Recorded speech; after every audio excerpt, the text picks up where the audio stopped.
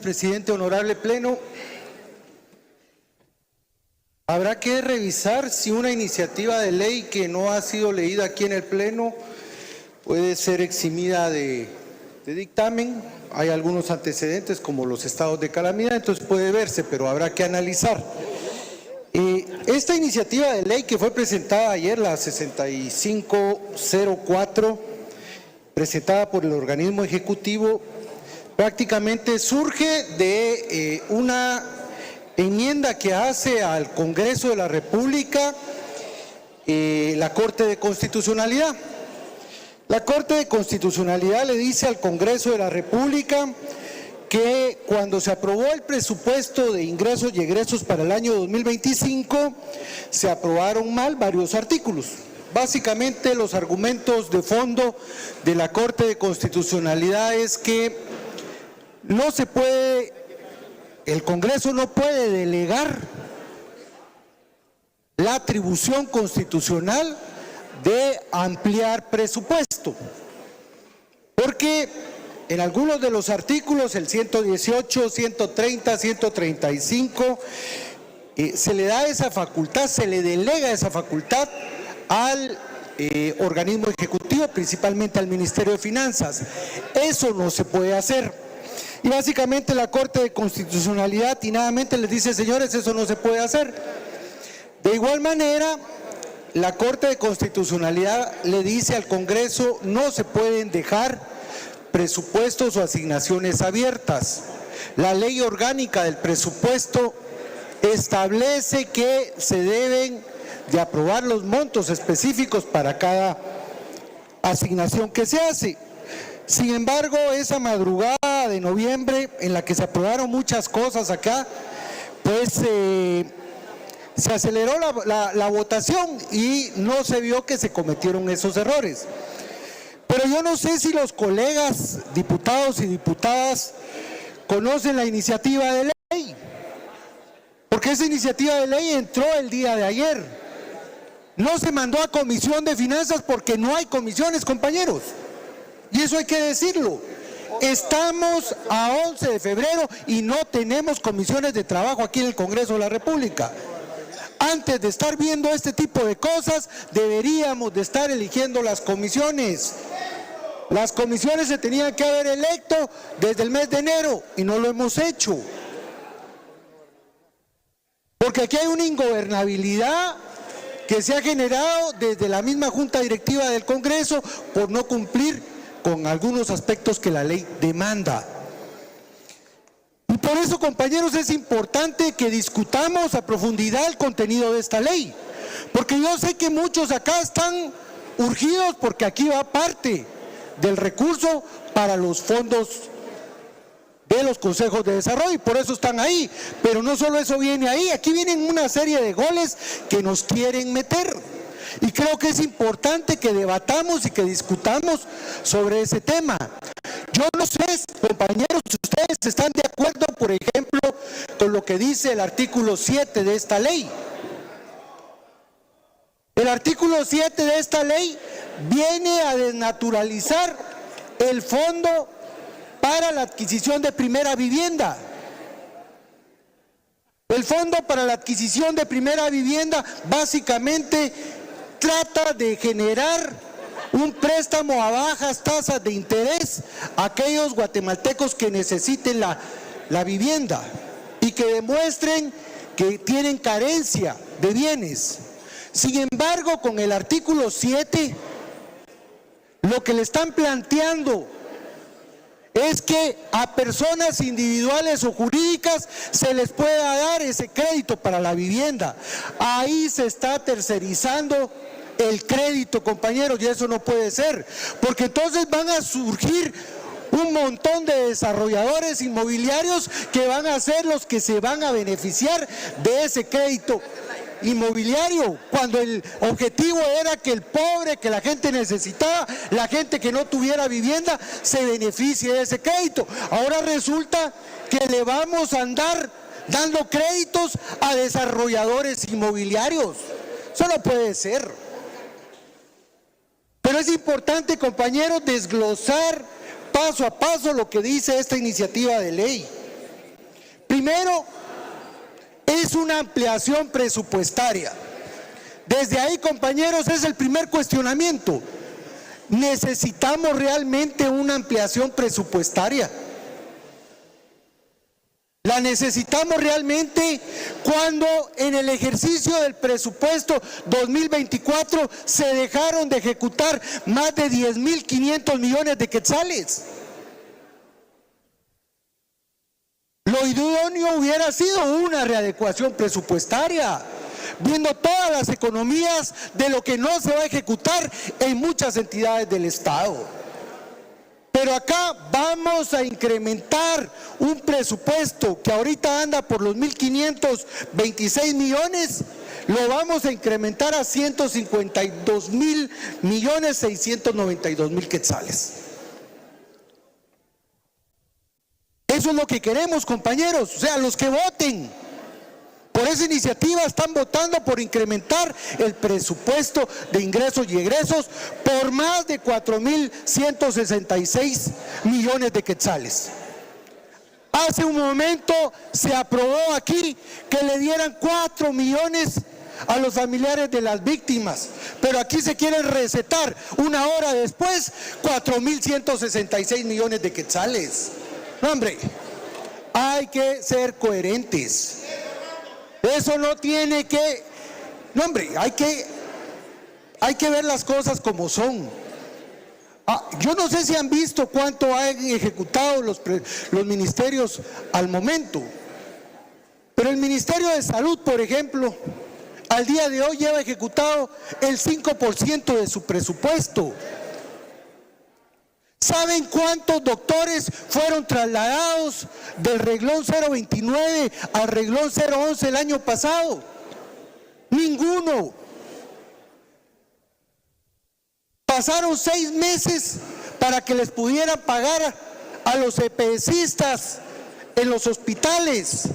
¿Y saben cuánto le han pagado el día de hoy a esos estudiantes de medicina que son los que sostienen las consultas en el Ministerio de Salud? No les han pagado lo que aquí por ley se fijó. No les han pagado. Y ya vieron que esta iniciativa de ley trae una reforma al artículo 140 y le están quitando la obligatoriedad que tenía el Ministerio de Salud de pasar los 029 a 011. Eso se lo están quitando con esta iniciativa de ley.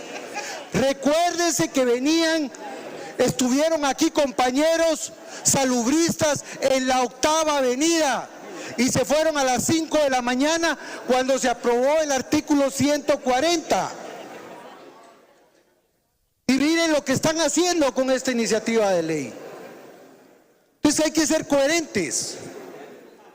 Pero una iniciativa de ley, compañeros y compañeras, que tienen básicamente varios destinos. Un primer destino es el de los consejos departamentales de desarrollo. Aquí básicamente se está fondeando lo que no se ejecutó el año pasado, pero también se está fondeando, y hay que decirlo así, lo que viene desde el 2022. Entonces se criticó mucho al gobierno anterior, pero aquí le estamos dando dinero para que se paguen las deudas del gobierno anterior. Y hay que decirlo así, porque así es. Se están colocando el tema de las clases pasivas del Estado. Y esto es necesario porque no se tienen los recursos presupuestados para pagar el incremento que se autorizó a partir del decreto 17 y el 18/2024. Pero ¿qué pasa con las clases pasivas militares del Instituto de Previsión Militar? ¿Qué pasa con los pensionados del Instituto Guatemalteco de Seguridad Social? También hacia ellos este Congreso tiene que voltear la vista y ver la forma en que se debaten en la pobreza y la miseria toda esta gente que vive con pensiones de miseria.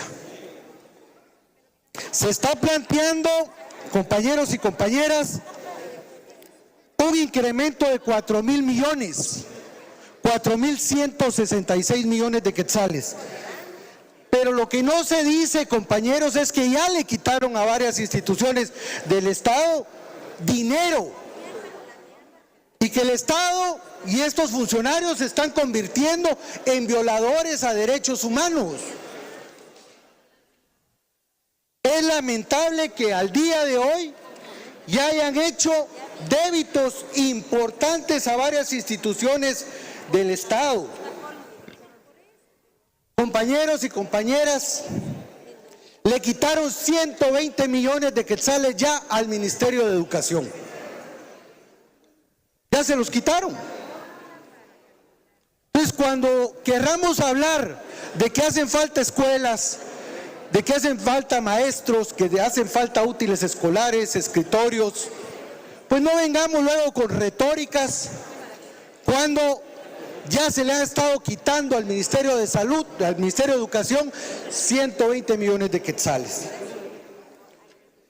Pero también le quitaron, compañeros y compañeras, 400 millones de quetzales al Ministerio de Agricultura, Ganadería y Alimentación. 400 millones de quetzales que bien hubieran servido para créditos para los pequeños y medianos productores agrícolas, 400 millones que bien hubieran servido para la compra de fertilizante, para la compra de semilla mejorada, para la asistencia técnica a los campesinos. Pero ya le quitaron 400 millones de quetzales. Pero lo que no tiene nombre, compañeros, es que al día de hoy, ya en el presupuesto vigente, le quitaron 2.070 millones al Ministerio de Comunicaciones.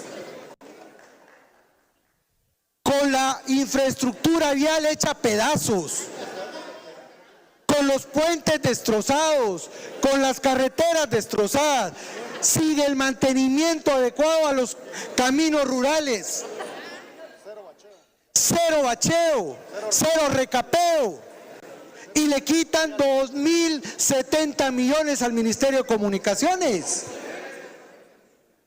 Entonces, aquí hay mucha tela que cortar. Lamentamos de que en vez de reordenar el presupuesto, ahora la salida más fácil del ministro, y adelantamos acá, esta iniciativa de ley nos da los argumentos necesarios para interpelar a ese ministro de Finanzas.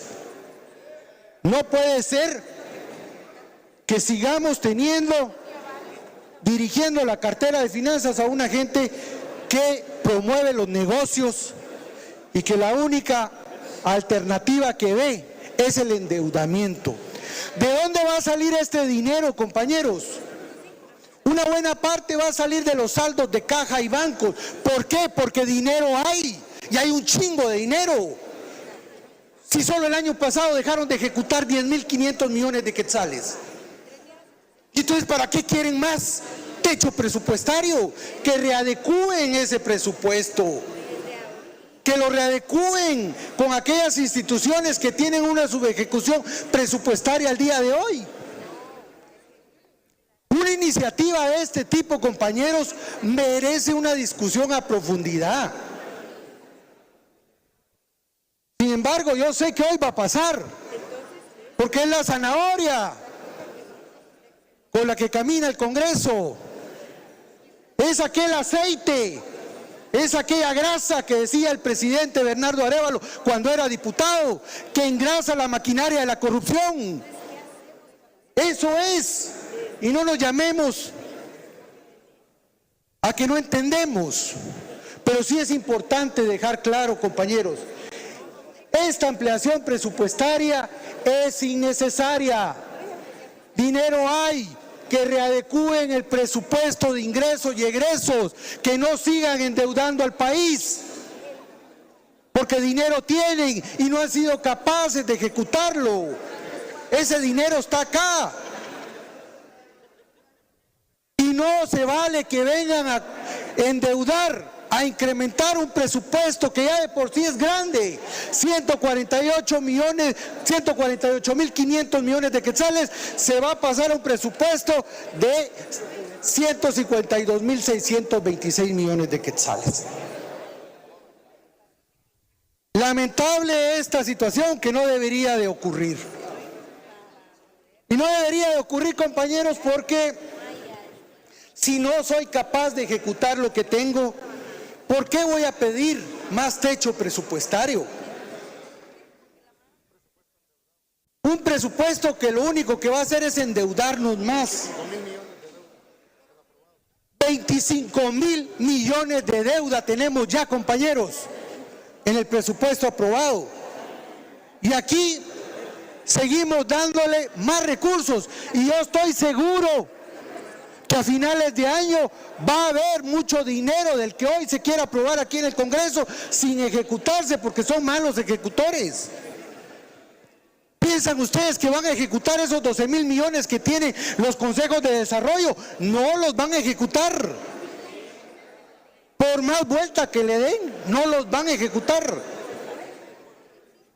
En vez de priorizar el gasto en la educación, en la salud, en el empleo, en la infraestructura, en los puertos, en los aeropuertos, en las carreteras, lo estamos haciendo en bolsones de corrupción.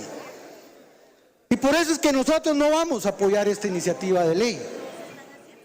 Porque además, si algo nos sobra a nosotros es coherencia. Y lamentamos que lejos de estar discutiendo la agenda prioritaria para el país, estemos viendo cómo le damos más dinero al Ejecutivo. Deberíamos de estar discutiendo las comisiones de trabajo, compañeros. Deberíamos de estar discutiendo cómo ayudamos a los pensionados del ICS, cómo ayudamos a los pensionados del IPM, cómo hacemos funcionar ese hospital de cáncer que hoy, casi un año después de haber aprobado aquí en el Congreso de la República, ni reglamento tiene. Esas son las discusiones que tenemos que dar acá. Y no venir a aprobar presupuestos ampliados que no tienen ninguna justificación. Y ahí lo veremos, compañeros, porque hace un ratito se estaban peleando muchos, pero en esta votación se van a unir un montón. Lamentamos esta situación, queríamos ser claros, dejar clara nuestra